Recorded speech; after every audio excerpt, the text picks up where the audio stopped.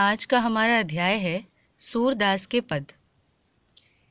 पिछले वीडियो में हमने भ्रमर गीत देखा, भ्रमर गीत के एक पद को पढ़ा और हमने जाना कि भ्रमर गीत एक विरह काव्य है।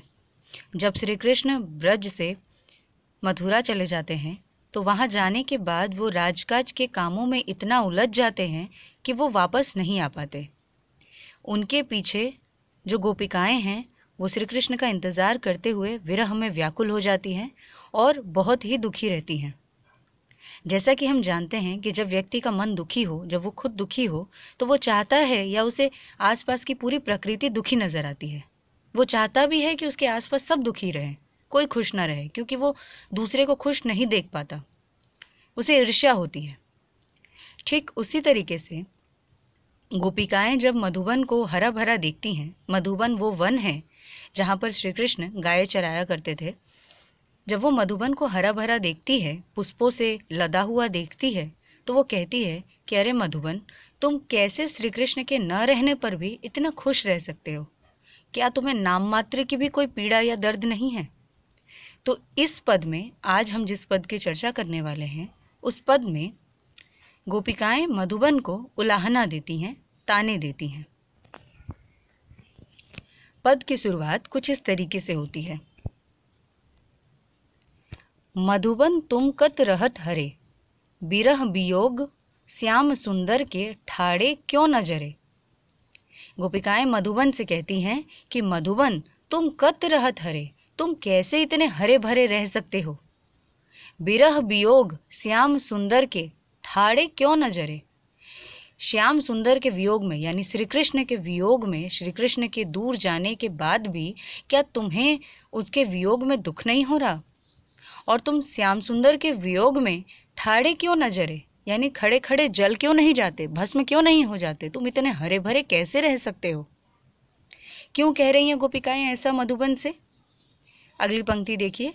मोहन बेनु बजावत तुम तर साखा टेकी खरे।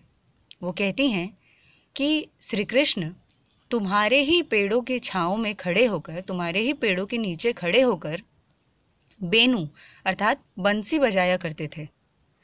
शाखा टेकी खड़े, और तुम्हारी ही डाली शाखा में ऐसे टेक कर, खड़े होकर, मतलब तुम्हारे शाखाओं के सहारे खड़े होकर वो बेनु बजाया करते थे, बंसी बजाया करते थे।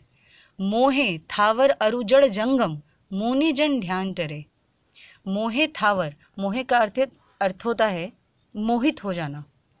गोपिकाएं कहती हैं कि जब श्री कृष्ण तुम्हारे पेड़ों के नीचे तुम्हारी शाखाओं से टेक लेकर खड़े होकर बंसी बजाया करते थे, तो जितने भी जड़ जंगम है, जड़ अर्थात निर्जीव चीजें और जंगम अर्थात सजीव चीजें, सजीव यानी कि मनुष्य, पशु पक्षी आदि, ये सभी मोहित हो जाते थे। ये सभी जो है वो मोहित हो जाते थे। थावर यानी वनस्पति, पेड़ पौधे, पेड़ पौधे, जड़ जंगम यानी निर्जीव सजीव, सभी चीजें जो है वो श्री कृष्ण के वंशी के धुन में मोहित हो जाती थी, आकर्षित हो जाती थी।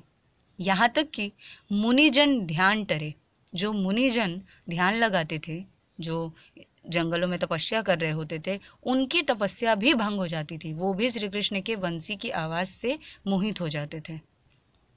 वह चितवनी तू मन्ना धरत है, फिरी फिरी पुहुप धरे। वो फिर उलाहना देते हुए कहती है मधुबन से कि वो चितवनी, वो सारी चीजें, वो श्री कृष्ण का तुम्हारे नीचे खड़े होना, शाखाओं पे टेक लगाकर खड़े होना, वंशी बजाना, क्या तुम्हें ये सब कुछ याद नहीं आता? क्या तुम्हें ये सब याद करके पीड़ा नहीं होती कि तुम फिरी फिरी पुहुप धरे, कि तुम बार बार अपने ऊपर पुष्पों को भर लेते हो, अपने इतने हरे भरे हो जाते हो? क्या तुम्हें दुख नहीं होता? सूरदास प्रभु विरह दवानल नखसिक लौ न जरे। सूरदास जी कहते हैं कि गोपिकाएं मधुबन से कहती हैं कि प्रभु के विरह में, श्री कृष्ण के श्याम सुंदर के विरह में जो आग है, जो विरह की आग है, जो दवानल है, यानी कि जो जंगल की आग है, जंगल की आग में तुम जल क्यों नहीं जाते? नखसिक लौ न जरे, मतलब सिर से लेकर पैर तक तुम जल के भस्म क्यों नहीं हो जाते? यानी कि जो गोपिकाएं हैं वो मधुबन से कह रही हैं कि तुम श्री कृष्ण के वियोग में जल क्यों नहीं जाते? यदि जंगल में आग लग जाएगी तो उसे दावानल कहते हैं, जंगल की आग को दावानल कहते हैं। तो गोपिकाएं कहती हैं कि तुम श्री कृष्ण के विरह में जलकर भस्म क्यों नहीं हो जाते, तुम इतने हरे भरे कैसे रह सकते हो। यानी कि प्रस्तुत पद में गोपिकाएं मधुबन के पेड़ पौधों को उलाहना देती हैं और उनसे कहती हैं कि तुम्हें भी दुखी होना चाहिए, तुम्हें भी पीड़ित नजर आना चाहिए, तुम इतने खुश नहीं हो सकते। सूरदास का पद यहीं पर समाप्त होता है। आपको ये वीडियो कैसा लगा कमेंट करके ज़रूर बताएं। Thank you.